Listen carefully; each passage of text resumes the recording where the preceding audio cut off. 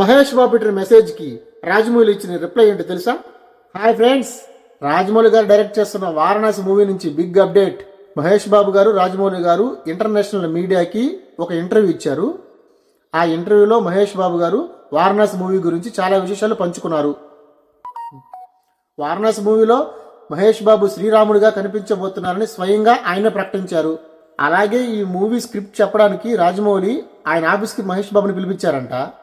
Script మొత్తం వినిన తర్వాత ఈ మూవీ నేను చేయగలనా అని భయపడ్డారంట మహేష్ బాబు. బట్ రాజమౌళి గారు ఇచ్చిన నెరేషన్కి ఫిదా అయ్యి అప్పుడు కాన్ఫిడెన్స్ వచ్చి ఓకే ఈ మూవీ నేను చేయగలను అని అనిపించిందంట. అలాగే ఈ మూవీలో కేవలం 2 షాట్స్ కోసం 6 నెలలు ట్రైనింగ్ తీసుకున్నారంట. బాగా రిహార్సల్స్ చేశారంట.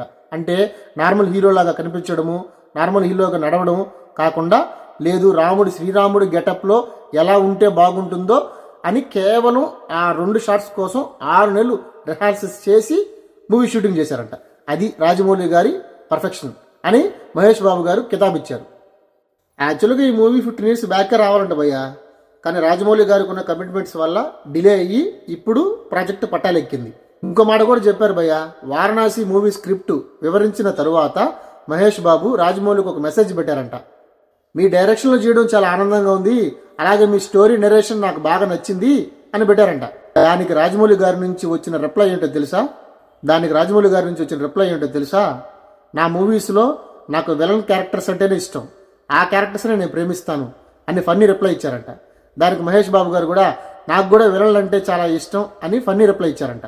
అండ్ ఫైనల్ అప్డేట్, ఈ మూవీ April 7th, 2027 రాబోతుంది భయ్య మన ముందుకి.